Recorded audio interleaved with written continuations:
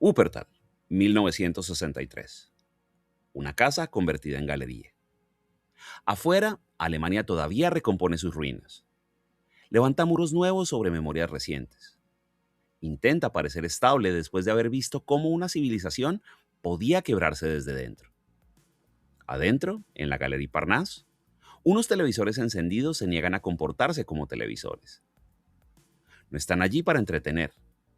No anuncian nada. No transmiten un partido, o un discurso, o una telenovela o un noticiero. Algunos muestran imágenes deformadas, líneas que tiemblan, figuras que se estiran como si la electricidad las hubiera vuelto líquidas. Otros parecen haber perdido la obediencia. La señal entra, pero no sale igual. Algo la desvía, algo la hiere. Y luego está esa pantalla casi vacía. Una línea blanca, delgada y horizontal, atraviesa la oscuridad. Nada más. El aparato está encendido, pero no ofrece una imagen. No abre una ventana al mundo. No promete claridad. Solo deja una marca luminosa suspendida en medio del tubo de rayos catódicos. Nam June Paik la llama Zen for TV. El título parece una broma y una meditación. Zen para televisión.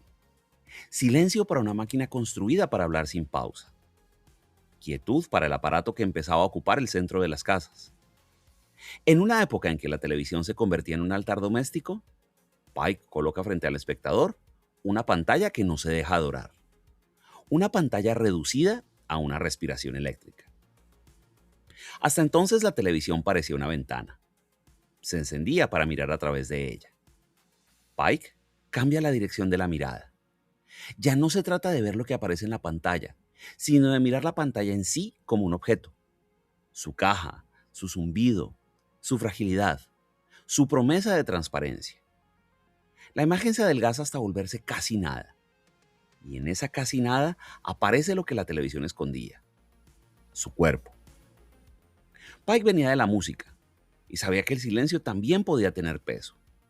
Sabía que una pausa podía modificar una obra tanto como una nota. Tal vez por eso entendió que una pantalla también podía callar, que una imagen también podía desafinar, que el ruido no era lo contrario de la comunicación, sino su sombra inevitable.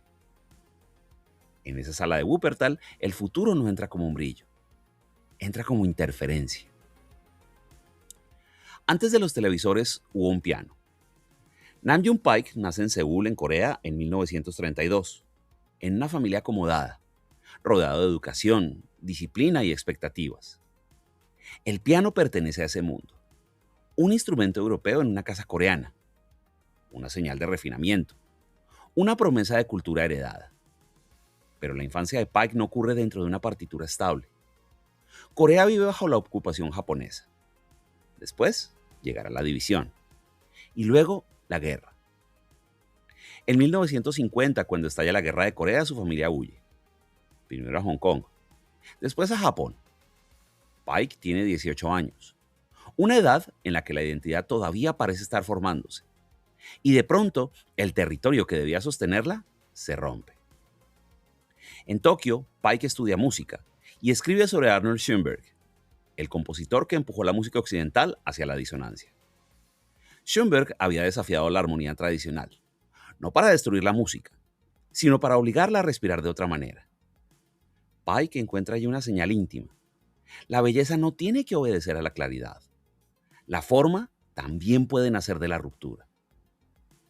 Y luego llega Alemania, Colonia, Darmstadt, la música electrónica, Karlheinz Stockhausen, el estudio como laboratorio, el sonido como materia que se corta y se procesa y se transforma. La música ya no es solo una melodía que alguien interpreta. Es electricidad, es tiempo, es cinta magnética, es silencio. Pike absorbe todo, pero nunca como un discípulo obediente. Cada influencia produce en él una desviación. Schoenberg le muestra que el orden puede fracturarse. Stockhausen que el sonido puede fabricarse. John Cage le revelará que escuchar no depende solo de lo que se emite, sino de la disposición de quien escucha. Cuando Pike toque un televisor, no lo hará como alguien que descubre un aparato nuevo.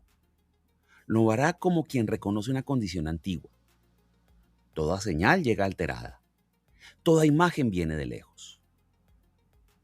En Europa, Pike encuentra una escena artística que ya no confía del todo en los museos, ni en los objetos, ni en la solemnidad del arte separado de la vida. Fluxus aparece como una corriente difícil de fijar. Red de artistas, provocación, método, juego serio. Él no quiere levantar un templo, prefiere abrir una grieta. Pike encaja allí porque ya desconfía de las formas cerradas. Y con Fluxus, la obra no tiene que ser un objeto estable. Puede ser una acción breve, absurda e incómoda. Puede ser una instrucción. Puede ser un gesto. Puede ser algo que ocurre una vez y luego queda flotando en la memoria como una pregunta mal resuelta. John Cage ocupa un lugar decisivo en esa transformación. Cage había abierto el oído hacia lo que la tradición consideraba ruido.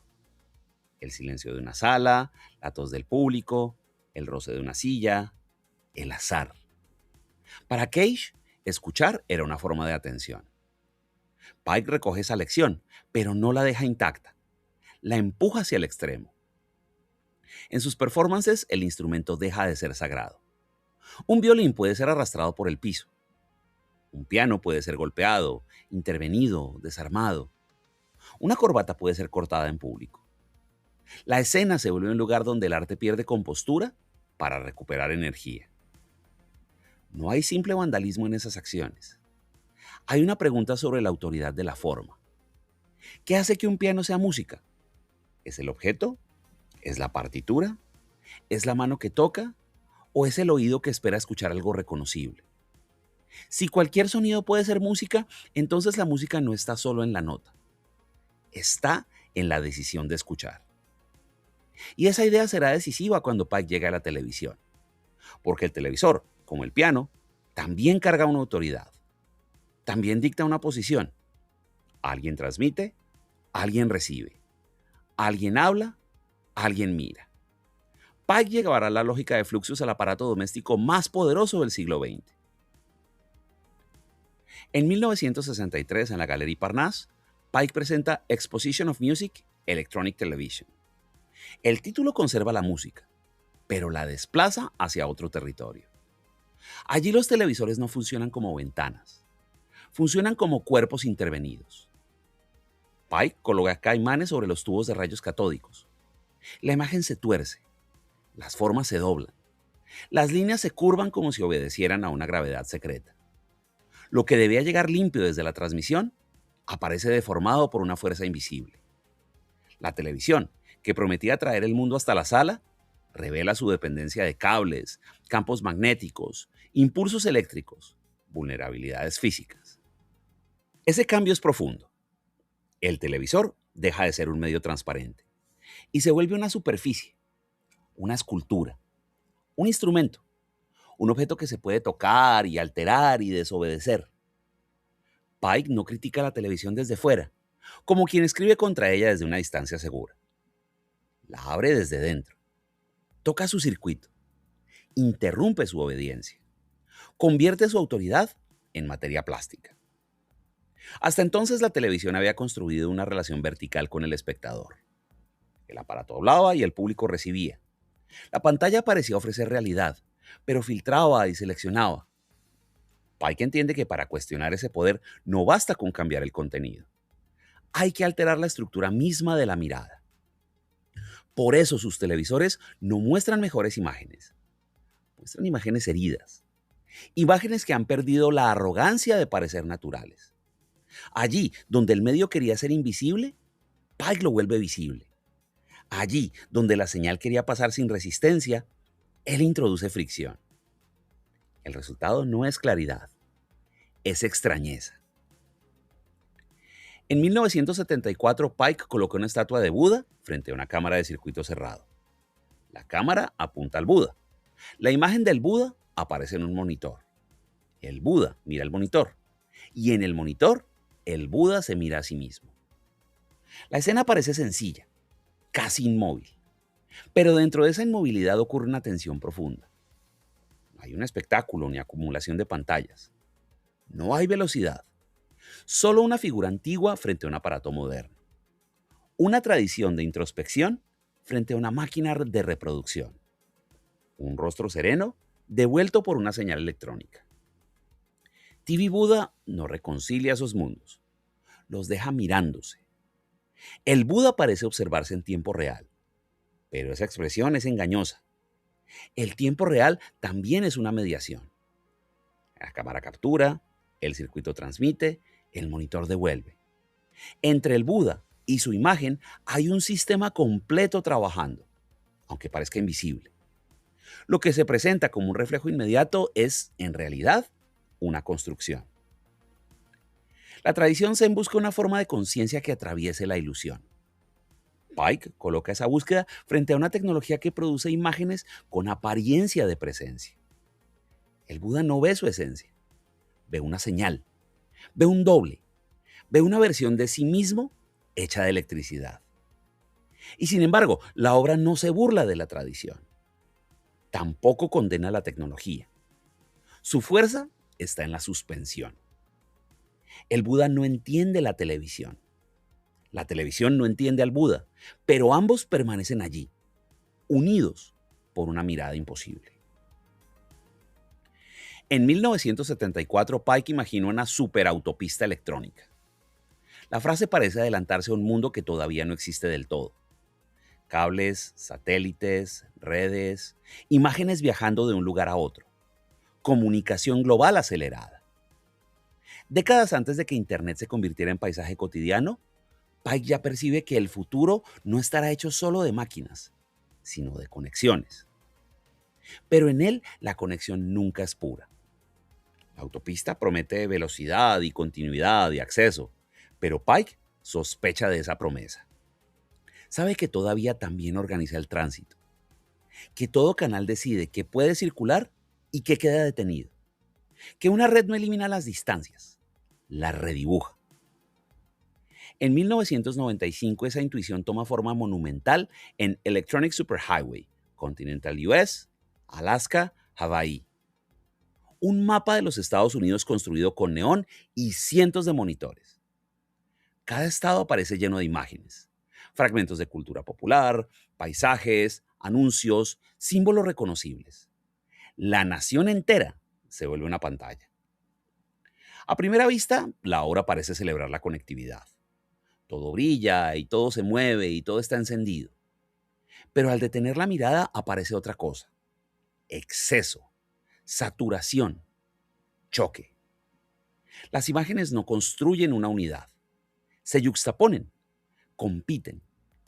Cada estado parece reducido a una colección de signos, como si una identidad pudiera resumirse en una secuencia de televisión. La autopista electrónica no conduce a un destino claro. Produce un mapa lleno de ruido. Pike entiende que la tecnología no solo comunica, también fragmenta. No solo aproxima, también simplifica. El mundo conectado puede volverse más visible y al mismo tiempo más difícil de comprender.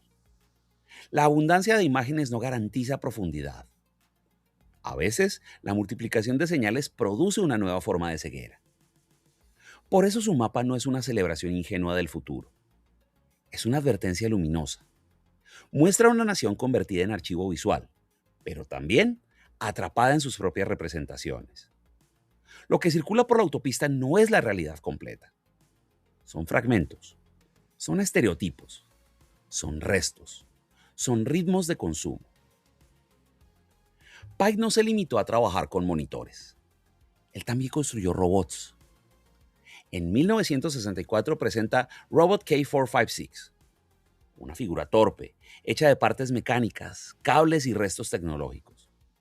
Podía, de cierta forma, moverse por la calle y emitir sonidos, incluso parecer viva durante algunos instantes. Pero su presencia no era elegante, ni intimidante. Era frágil, casi ridícula. Ese robot no aspiraba a reemplazar lo humano. Al contrario, mostraba lo difícil que es imitarlo. La máquina caminaba mal, y su torpeza revelaba algo que la fantasía tecnológica suele ocultar. El cuerpo no es solo una estructura funcional. Es equilibrio, es error, es deseo, es vulnerabilidad, es ritmo. La máquina podía simular movimiento, pero no presencia. En la obra de Pike, la tecnología rara vez aparece como un poder perfecto. Aparece más bien como una prótesis incompleta, como un cuerpo suplementario, como un intento fallido de parecer viva. Esa imperfección la vuelve más interesante. Sus máquinas no amenazan al ser humano desde una superioridad fría, tropiezan con él. Pero Pike también trabajó con cuerpos reales. Charlotte Moorman fue su cómplice más importante. Violonchelista, performer, presencia escénica radical. Con ella el monitor dejó de estar sobre una mesa y se acercó a la piel. La televisión se volvió vestuario, instrumento, extensión física. En obras como TV Bra for Living Sculpture, Moorman lleva pequeñas pantallas sobre el cuerpo mientras interpreta el violonchelo. La imagen ya no está separada del organismo. Vibra con él. Se mueve con su respiración. La tecnología deja de ser aparato distante y se vuelve una segunda piel. Incómoda, visible, cargada de tensión. Pike y Moorman entienden que el cuerpo también es una pantalla y sobre él se proyectan deseos y normas y censuras y expectativas. Por eso sus performances no son solo juegos electrónicos. Son preguntas sobre quién puede ocupar la escena, qué cuerpos se consideran aceptables, qué ocurre cuando la música, la imagen y la carne entran en el mismo circuito. El robot y Moorman parecen opuestos, uno mecánico y torpe, la otra viva y presente, pero ambos revelan lo mismo. Ningún cuerpo está completo, ninguna máquina está cerrada. Todo organismo transmite señales, todo circuito tiene ruido. En 1973, Pike produce Global Groove, una pieza que parece moverse como si alguien hubiera acelerado el pulso de la televisión. Imágenes de danza, música, anuncios, rostros y formas electrónicas aparecen y desaparecen en una sucesión vertiginosa. Nada se queda demasiado tiempo. Nada termina de fijarse. Todo se mezcla. La obra imagina un futuro en el que los canales del mundo se cruzan, donde las culturas circulan, donde la imagen viaja con una velocidad que vuelve inestable cualquier frontera. Pero el futuro que Pike muestra no es limpio ni ordenado. Es excesivo, es fragmentario, es hipnótico. La pantalla se convierte en una superficie donde muchas señales luchan por aparecer al mismo tiempo. Pike no busca eliminar el ruido, lo usa como idioma. La televisión tradicional intenta ocultar sus interrupciones. Quiere parecer fluida, natural, inevitable. Pike hace todo lo contrario. Él muestra el corte, la repetición, la distorsión, la saturación. Sus imágenes no se comportan como ventanas hacia un mundo ordenado, sino como restos de un flujo que nadie controla por completo. Esa interferencia no es solo una estética, también es una posición política. En los años en los que Pike trabaja con mayor intensidad, la televisión es un medio centralizado. Unos pocos emiten, millones reciben. La señal viaja en una dirección. El espectador queda sentado frente a la caja, aparentemente conectado al mundo, pero con muy poca capacidad de responder. Pike rompe con esa pasividad. Sus televisores intervenidos, sus circuitos cerrados, sus collages electrónicos y sus transmisiones experimentales insisten en una idea. El medio puede ser desviado. La señal puede ser contestada. La imagen puede dejar de obedecer. El 1 de enero de 1984, Pike transmite Good Morning, Mr. Orwell. El título responde al año convertido en símbolo por George Orwell. Vigilancia, control, pantallas que observan, tecnología al servicio del poder. Pike no niega esa amenaza, él la conoce, pero se niega a aceptar que sea el único destino posible. La transmisión conecta a ciudades, artistas, músicos y performers a través de satélite. Nueva York, París, Colonia, Seúl. La pantalla que podía ser instrumento de control se convierte por un momento en un espacio de encuentro. Y el resultado no es perfecto. Hay retrasos, hay fallas, hay momentos extraños, hay cortes, hay señales que no encajan del todo. Pero esa imperfección no debilita la obra, la vuelve verdadera. Pike no imagina la tecnología como una salvación, pero tampoco como una condena absoluta. La entiende más bien como un campo de disputa. Una herramienta puede vigilar o puede conectar, puede adormecer o puede despertar, puede centralizar el poder o abrir grietas en su circulación. Todo depende de quién la toca, cómo la desvía, qué interferencia logra introducir. En Good Morning, Mr. Orwell, la transmisión global no aparece como una superficie lisa. Aparece más bien como una fiesta inestable, como un collage vivo, como una prueba de que la distancia puede ser atravesada, aunque nunca eliminada por completo. La señal llega, pero llega con marcas, con demoras, con ruido. Ese ruido impide que la utopía se vuelva propaganda. Pike no propone un mundo unido por una comunicación perfecta. Propone algo más frágil, una red de apariciones parciales, cuerpos que se saludan desde lejos, imágenes que se encuentran sin volverse idénticas. Un futuro donde la pantalla no solo ordena, sino que también puede improvisar. La obra anticipa muchas de las preguntas del presente. ¿Qué significa estar conectados? ¿Qué tipo de presencia ofrece una pantalla? ¿Cuánto encuentro hay en una transmisión? ¿Cuánto se pierde cuando la imagen viaja más rápido que el cuerpo? Pike no responde con una teoría, responde con una señal compartida. Nam-June Paik muere en Miami Beach en 2006 y deja televisores intervenidos y cintas, instalaciones, partituras, obras que siguen dependiendo de aparatos frágiles y tecnologías que envejecen. Muchas de sus piezas están hechas con materiales que el tiempo vuelve obsoletos. Monitores de tubo, cámaras analógicas, señales que ya no circulan de la misma manera. Su archivo parece a primera vista un cementerio de futuros pasados. Pero en Pike, lo obsoleto nunca está muerto del todo. Un televisor viejo conserva una forma de imaginación. Un monitor pesado recuerda que la imagen tuvo cuerpo antes de volverse superficie plana. Una cinta magnética guarda no solo un contenido, sino una manera de esperar, de rebobinar, de tocar el tiempo con las manos. Pike anticipó el mundo de las pantallas, pero no como un profeta triunfal. No imaginó simplemente un futuro conectado, brillante y eficiente. También intuyó la fatiga, la saturación, el exceso de señales, la dificultad de distinguir entre presencia y transmisión, el cansancio de mirar demasiado y comprender muy poco. Hoy cualquier persona lleva una pantalla en el bolsillo y produce imágenes y consume imágenes y envía fragmentos de sí misma y recibe fragmentos de otros. La vida cotidiana se ha vuelto una circulación constante de rostros, de textos, de sonidos y de alertas. En ese mundo, Pike no ofrece nostalgia por un tiempo anterior a la tecnología. Tampoco ofrece entusiasmo ingenuo. Su obra propone una pausa, una forma de detener la mirada justo cuando la imagen exige velocidad, una manera de escuchar el zumbido detrás del mensaje, de notar la línea blanca en medio de la pantalla, de preguntarse qué queda fuera cuando algo aparece demasiado claro. Su obra persiste como una señal que no termina de estabilizarse, una interferencia que atraviesa museos, archivos, teléfonos, redes, hábitos.